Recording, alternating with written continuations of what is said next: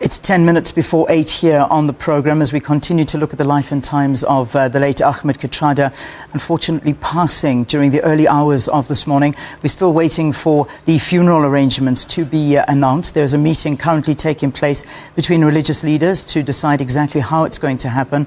As you know, Ahmed Kathrada was Muslim, and of course he will be buried in conjunction with Muslim burial rites. So it should be before sunset today, those details coming.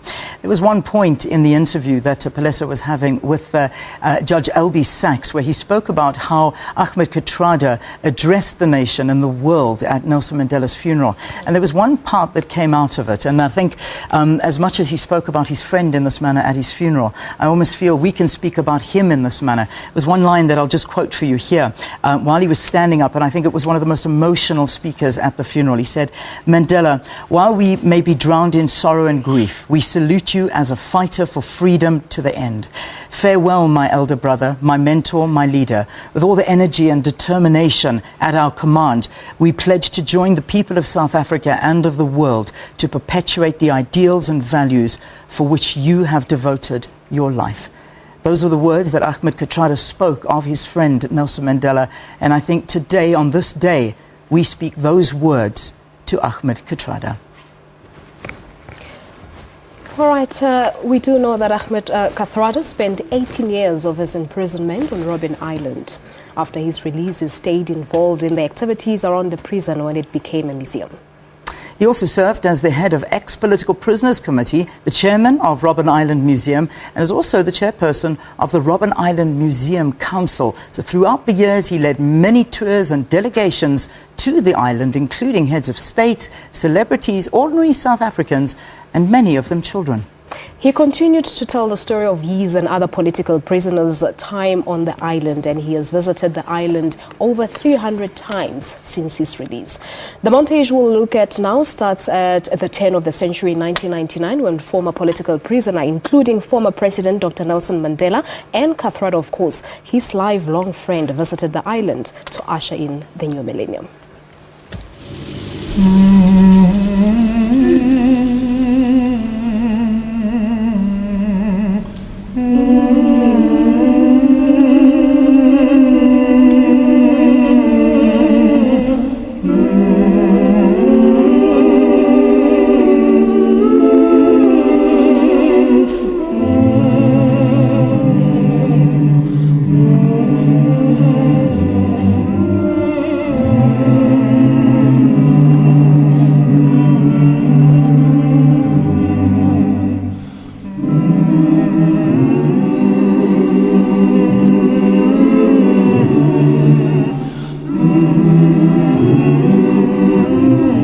When we came here, we were the enforced guests of Verwoerd.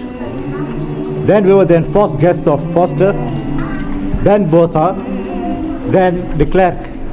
And now we are the voluntary guests of President Mandela. The sun shall never set on so glorious a human achievement. Let freedom reign.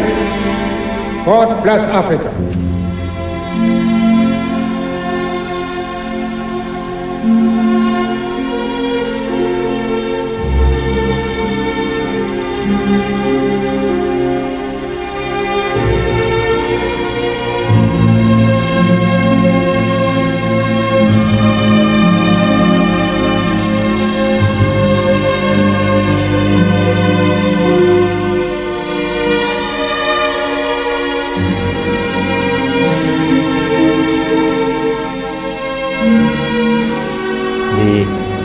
Racial discrimination on Robben Island, as in the whole of South Africa, was categorized. On top of the ladder are whites with the franchise and all privileges. Immediately under were coloreds and Indians with laws that applied to them, but they couldn't vote either. And at the bottom of the ladder were the Africans.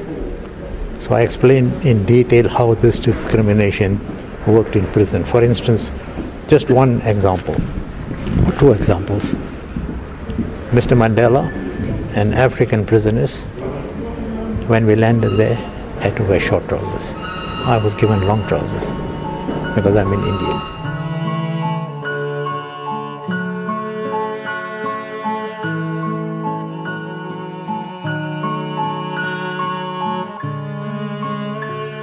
We could not be brought out unless there was a warder with a gun training on us.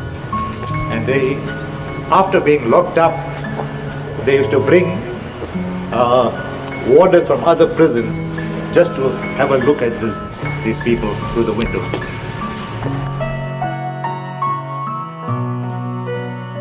Officials, marshals of the National Reception Committee trying to get the people, and a salute from Mr. Nelson Mandela, his wife Winnie, greeting the people outside the fences of the Victor Verster prison. That is the man who the world has been waiting to see.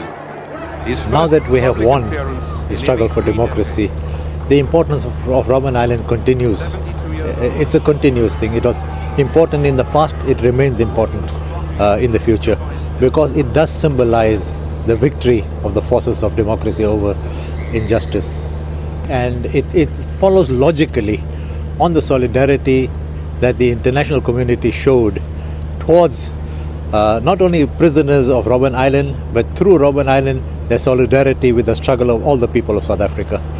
And this is a continuous, logical continuation of that solidarity when UNESCO decided that this should be declared a World Heritage Site.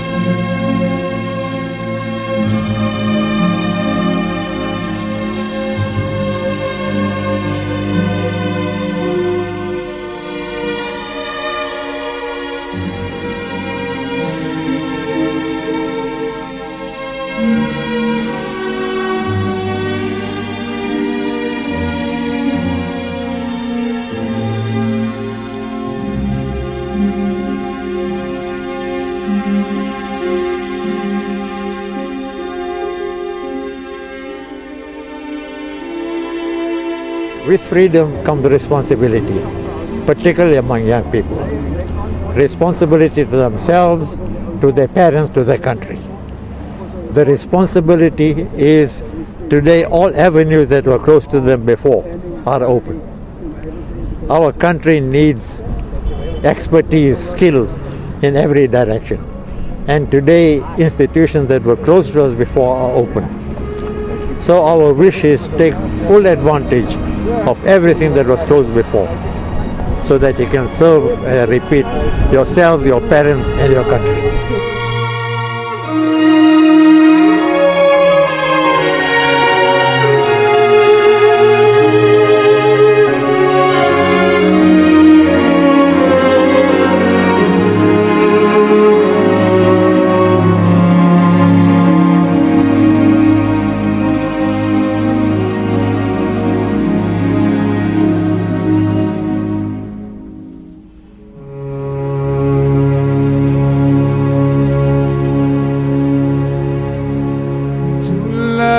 Tulasi zwema Tulasi zwema